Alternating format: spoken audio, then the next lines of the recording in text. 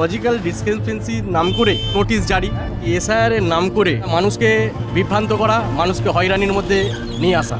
2002-এ নাম আছে, তাদেরও আবার ফের নোটিশ, গাদা গাদা নোটিশ আসছে। 2002 সালে এসআইআর হয়েছিল, বামপন্থ সরকার ছিল, তখন কিন্তু মানুষ বিভ্রান্ত হয়নি। পশ্চিমবঙ্গের বুকে পরিকল্পিতভাবে এসআইআরটাকে সামনে রেখে বিভাজনের রাজনীতি করছে। নির্বাচন কমিশনকে সামনে রেখে, মানে ভ্যানিশ কুমারকে সামনে রেখে দেখবেন এই আরএসএস বলুন, বিজেপি বলুন, নির্বাচন কমিশন বলুন, আর তৃণমূলের এই আরএসএসের দুর্গার হাত ধরেই বলুন, যোগ সাজসে একটা সেটিংয়ের মাধ্যমে মানুষের বিভ্রান্তর একটা চক্রান্ত চলছে।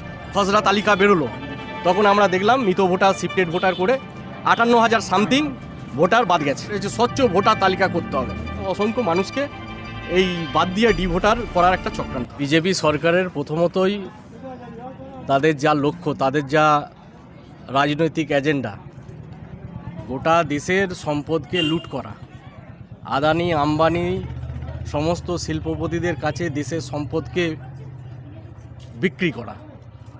তার জন্য কোনো প্রতিবাদ, কোনো আন্দোলন যাতে সংগঠিত না হয়, মাঝে মাঝেই দেখবেন কখনো কৃষকদের কালা আইন, কখনো শ্রমিকদের সমকোট আইন আনছে। সেই রকমই এসআইআরের নাম করে একটা মানুষকে বিভ্রান্ত করা, মানুষকে হয়রানির মধ্যে নিয়ে আসা, যাতে মানুষ শুধুমাত্র তার এই নাগরিকত্ব, তার ভোটার অধিকার রক্ষার জন্য ছোটাছুটি করবে।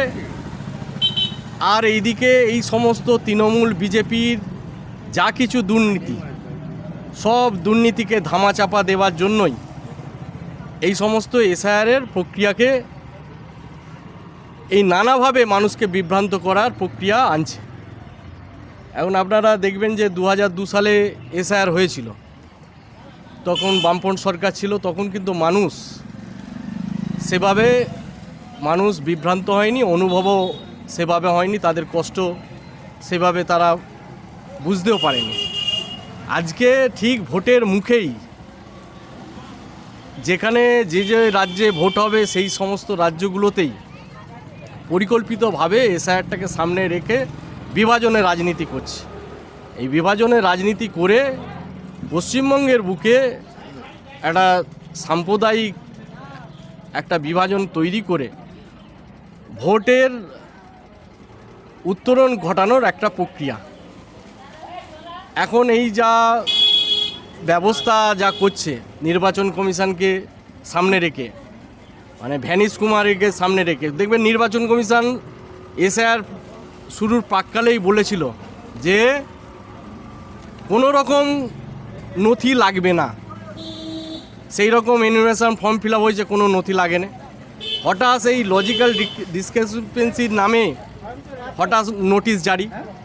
আবার 2002-এ নাম আছে,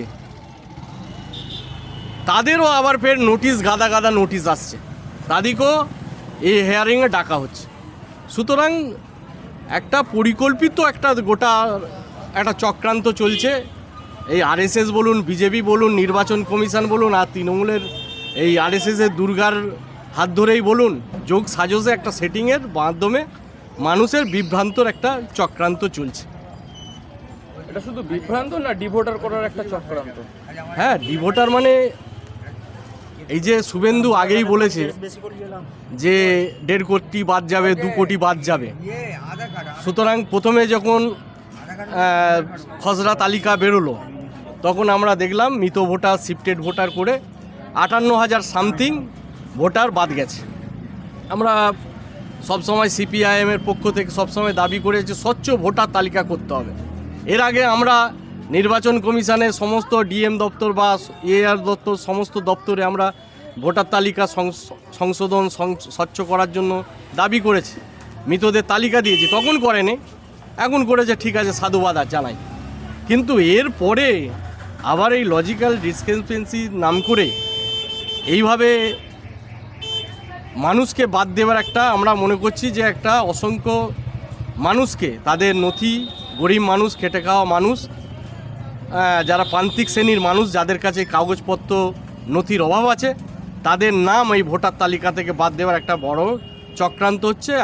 আগামী দিনে সেই পথেই নির্বাচন কমিশন, এই নির্লজ্জ নির্বাচন কমিশন একদম ওপর থেকে দিল্লির কথা মতো, শুভেন্দুর কথা মতো, বিজেপি নেতাদের কথা মতো এইরকম প্রক্রিয়া চালাচ্ছে একটা অসংখ্য মানুষকে এই বাদ দিয়ে ডি ভোটার করার একটা চক্রান্ত।